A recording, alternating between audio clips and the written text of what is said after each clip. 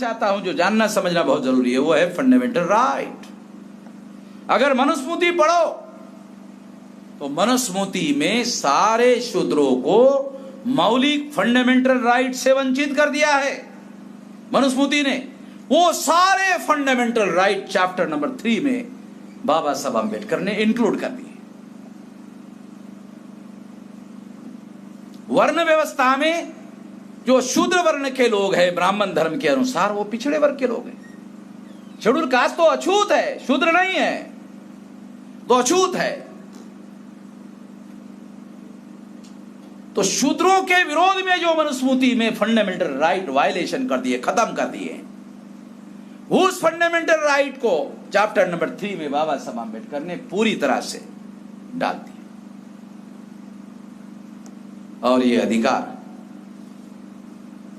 बाबा साहब अम्बेडकर, जो जो भी ब्राह्मणों के विशेषाधिकार थे, भारत के संविधान में विशेष बात बताना चाहता हूं, वर्ण व्यवस्था में ब्राह्मण सबके सर पर बैठा हुआ है। बाबा साहब अम्बेडकर ने संविधान में क्या किया मालूम है? ब्राह्मणों के बारे में क्या किया? ब्राह्मणों के बारे में लिखा, all citizens are equal including Brahmins. समझने की ये जो ड्राफ्टिंग है, ये बहुत सारे लोगों को समझ में नहीं आता। ऑल सिटीजन्स आर इक्वल, इसका क्या मतलब है? ब्राह्मण केवल भारत का सिटीजन ऑफ इंडिया होगा। ब्राह्मण शब्द का कहीं पर भी संविधान में रिकॉग्नाइजेशन नहीं है। खत्म कर दिया, विशेषाधिकार खत्म कर दिया। किसी भी राजा को राजा बनने के पहले ब्राह्मण के हाथों राज्याभिषेक करना पड़ता था। बाबा साहब अम्बेडकर ने यह अधिकार राष्ट्रपति को बहाल कर, राष्ट्रपति शेड्यूल कास्ट का भी हो सकता है, हो सकता नहीं, 2 बार हो गया।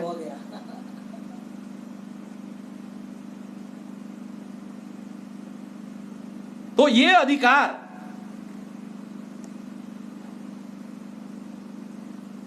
सारे संविधान में उन्होंने किया। और इस तरह से मैं ये बताना चाहता हूं, ये तमाम बाबा साहब अम्बेडकर का जन्मदिन मनाने वाले जो लोग हैं, इस मौके पर बताना चाहता हूं कि जो समता, स्वतंत्रता, बंधुता और न्याय पर आधारित समाज और राष्ट्र का निर्माण करने का जो काम करना है, जय जयकार करने से तो नहीं होगा, फिर कैसे होगा? राष्ट्रव्यापी संगठन का निर्माण करना होगा, स्वाभिमानी स्वावलंबी संगठन का निर्माण करना होगा, राष्ट्रव्यापी। तो हमने 31 राज्यों में, 562 जिलों में, 4000 तहसीलों में, 22,000 ब्लॉक में, 1.5 लाख गांव में इतना विशाल संगठन खड़ा कर दिया है। कई भाषाओं में हमारे अखबार चल रहे हैं। 4 करोड़ रुपया तो हमारे पूर्णकालीन कार्यकर्ताओं पर साल में खर्चा करते हैं। 2-3 बातें बता रहा हूं, बहुत सारे और काम हमारे पास है जो हम कर चुके हैं। और आने वाले समय में ये जो इतना बड़ा विशाल संगठन हमने बढ़ाया,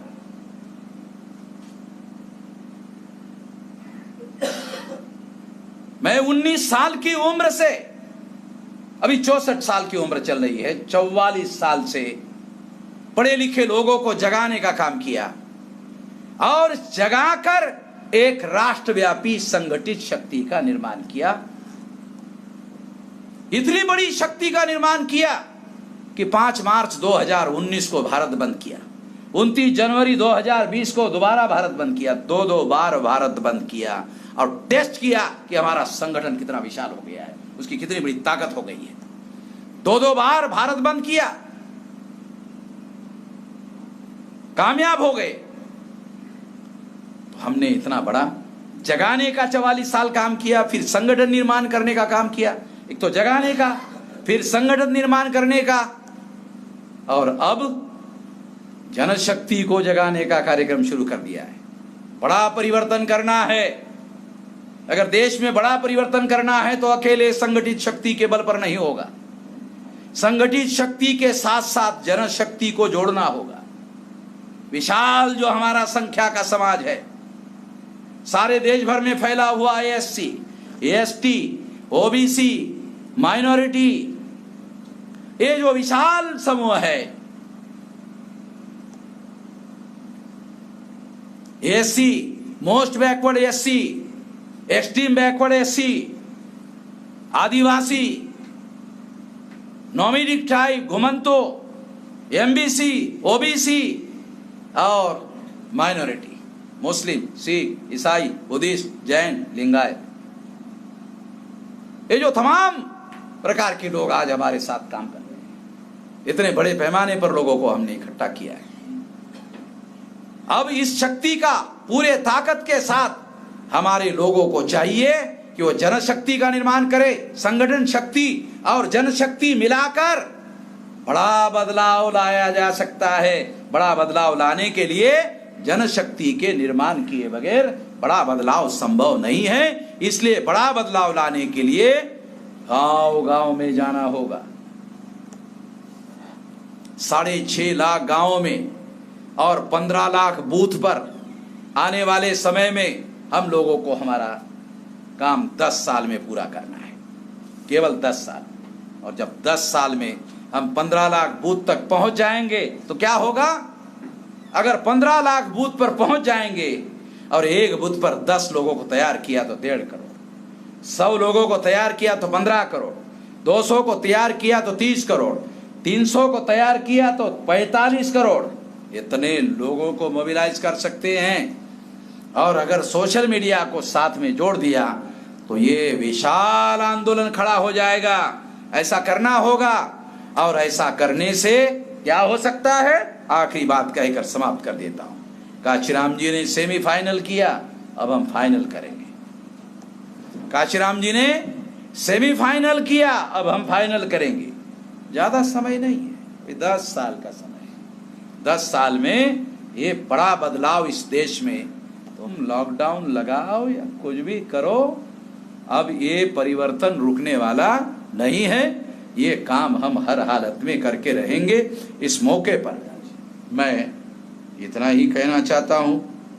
बहुत समय हो गया, 7:07 को मैंने शुरू किया था और 9:03 हो गया, शायद बहुत लंबा हो गया। मगर इस लंबाई में कुछ तथ्य हमारे लोग को हाथ लगा होगा। केवल विस्तार नहीं है, इसमें कुछ मौलिक बातें लोगों को हमने बताने का प्रयास किया ताकि लोग केवल जय जयकार ना कर सके, और जिसके लिए हमारे महापुरुषों ने अपना जीवन कुर्बान किया उसी काम को करने के लिए लोग तैयार रहे। इसके लिए ये ज़्यादा समय लिया। आप लोगों ने ध्यानपूर्वक सुना होगा, इसके लिए धन्यवाद।